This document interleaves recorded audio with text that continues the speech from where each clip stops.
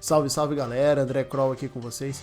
E a hora e a vez de Transformers, o Despertar das Feras. Tem muita coisa pra gente falar desse filme, então não vamos perder tempo. Roda a vinheta!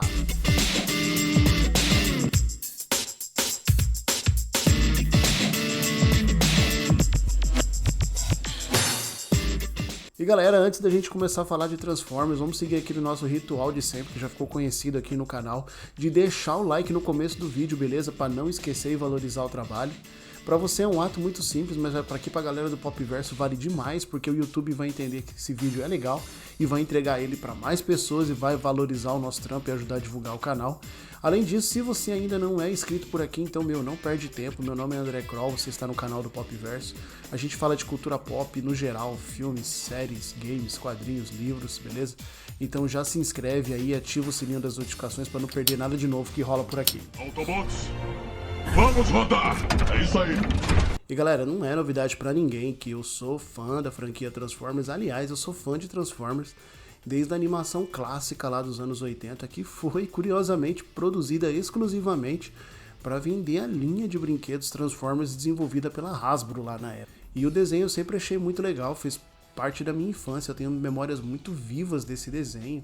E acompanhei Transformers por uma boa parte da minha vida, inclusive a animação 3D Beast Wars, que serve meio que de base, que de inspiração, mas ao mesmo tempo não, para esse sétimo filme da franquia. Agora é fato, galera, que Transformers há um bom tempo vem se desgastando, principalmente pelos últimos filmes no cinema, né? A partir do segundo filme, o Michael Bay meio que perde a mão, apesar de ter entregado um primeiro filme muito bom. E a coisa só vem a melhorar com Bumblebee em 2018, com um filme dirigido pelo Travis Knight e estrelado pela carismática Hailee Steinfeld, que conseguiu colocar Transformers numa posição de conforto. Ele pega a franquia extremamente desgastada e consegue dar um refresco para ela, dando novos ares e indicando novos caminhos, com uma espécie de um soft reboot aí, que foi o filme do Bumblebee. Mas fato é, galera, que o estrago já estava feito, e todo filme de Transformers anunciado é recebido com certa desconfiança por parte dos fãs, muito por conta daquilo que nós já vimos no passado. Transformers: O Despertar das Feras tem a direção de Steve Caple Jr. de Creed 2, com roteiros escritos a três mãos por Joe Herrod, Eric e John Ruber. Voltamos ao ano de 1994, onde os Autobots precisam se unir aos Maximals, uma antiga raça de Transformers que vive há muito tempo escondida aqui na Terra, para juntos tentarem deter o Unicron, que é o melhor estilo Galactus, está vindo para a Terra para devorar o nosso planeta, olha só. Ai, tô cagado de fome. E bom, galera, eu falei de Bumblebee na introdução desse vídeo e falei que Bumblebee colocou a franquia num lugar um pouco mais confortável, e muito disso se deve à construção do filme, né? Que de fato o que tem de legal em Transformers são realmente os robôs. E se tem uma coisa que praticamente todos os filmes fizeram, foi valorizar muito mais os personagens humanos com seus dramas e seus dilemas, do que necessariamente os robôs que deviam ser realmente a grande estrela dos filmes, né? Não tem problema nenhum você ter personagem humano e personagem humano desenvolvido, com drama, com dilema, com motivação. Isso até, em tese, ia deixar a trama, o enredo muito mais rico, né? O problema é quando, de fato, essas motivações não funcionam, quando o personagem não é realmente bem escrito, ou talvez quando você não tem atores que consigam segurar o papel e consigam entregar. E isso se tornou meio que repetitivo em Transformers, quando você tem um monte de personagem humano absolutamente sem graça. Alguns deles aparecem em um ou outro momento do filme, não tem arcos definidos, ou quando tem, não tem arcos finalizados. Isso de fato se tornou uma constante, deixando o filme longo, inchado, arrastado, né? Haja vista, por exemplo, o terrível A Era da Extinção e O Último Cavaleiro, que tinha uma premissa muito boa, mas que se perde, entre outros quesitos, no exagero de personagens humanos e seus dilemas, que realmente a gente acaba não se importando muito com eles. Bumblebee acabou fazendo muito sucesso e colocando a franquia Transformers numa posição de conforto, como eu falei há pouco, justamente por não recorrer nesse erro. Mas a relação do Bumblebee com a Charlie, a personagem da Hailee Steinfeld, é muito legal. Ela é muito orgânica, ela é muito natural, ela funciona perfeitamente, eles são amigos. E os amigos, o que eles fazem um pelos outros? Eles se ajudam, eles se apoiam, eles se socorrem em momentos de necessidade, e isso acontece no filme. É fato que a personagem da Hailee Steinfeld, ela tem seus dilemas, ela tem as suas motivações, ela tem os seus traumas, e faz parte do desfecho do filme com que ela enfrente esses traumas, mas para ajudar o Bumblebee.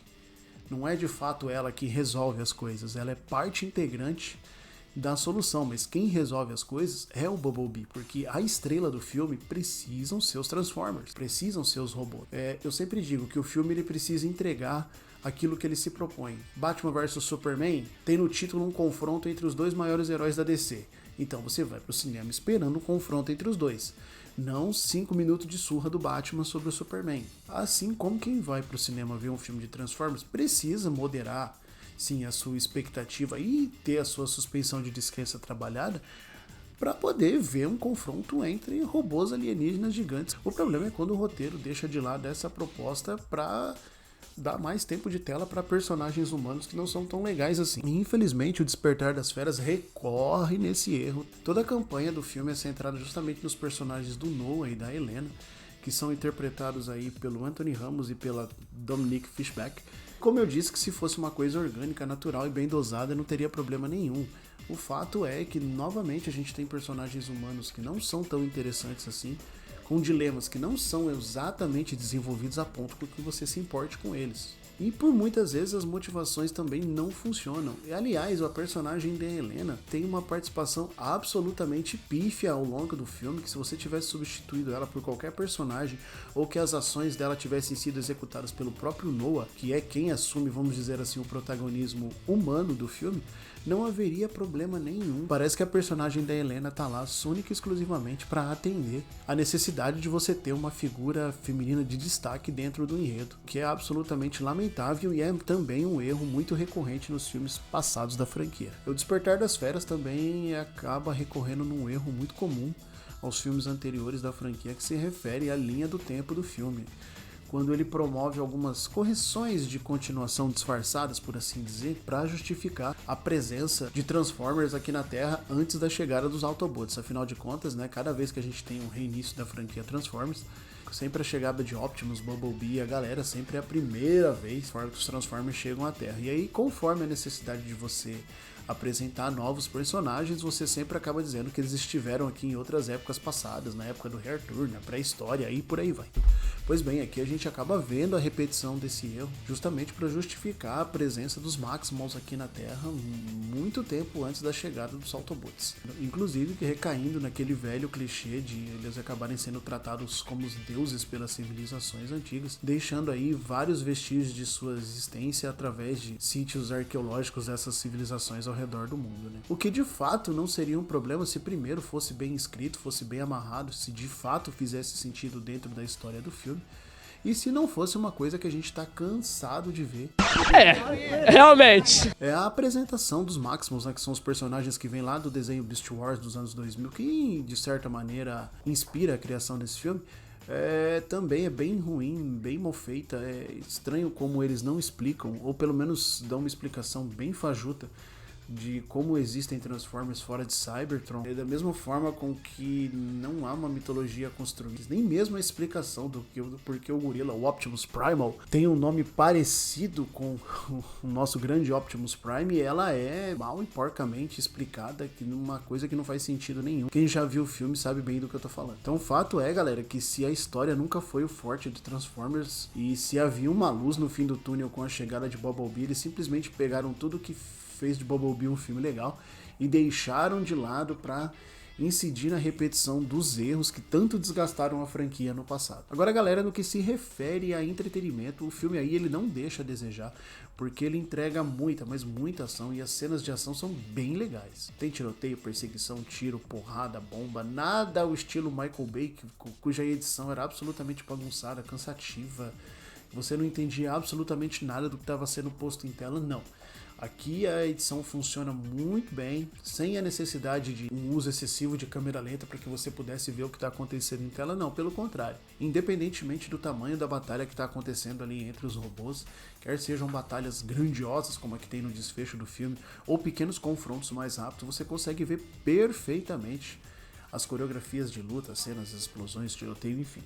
É tudo muito bem feito e é muito bonito os gráficos. Realmente Transformers é um filme muito bonito. E aliás, falando nos personagens, eles tentam, por exemplo, dar mais camadas ao Optimus Prime, né, como um líder que duvida de si próprio, que em tese teria cometido erros com seus comandados, e esse erro acaba inclusive custando a vida de um personagem muito querido pelos fãs, e que aí reside outro problema no roteiro também, que os caras não terem coragem de dar um choque nos fãs e manterem isso daí, sabe? Quem assistiu a Ascensão Skywalker e viu o que fizeram com o Chewbacca é algo muito parecido. Mas enfim, a ideia de dar mais camadas ao Optimus pra mim não funcionou, até porque é muito raso a maneira com que eles fazem e acaba não indicando nenhuma transformação pro personagem, e tudo volta a ser como sempre foi, um Optimus como um símbolo de retidão e liderança antes mesmo de terminar o segundo ato do filme.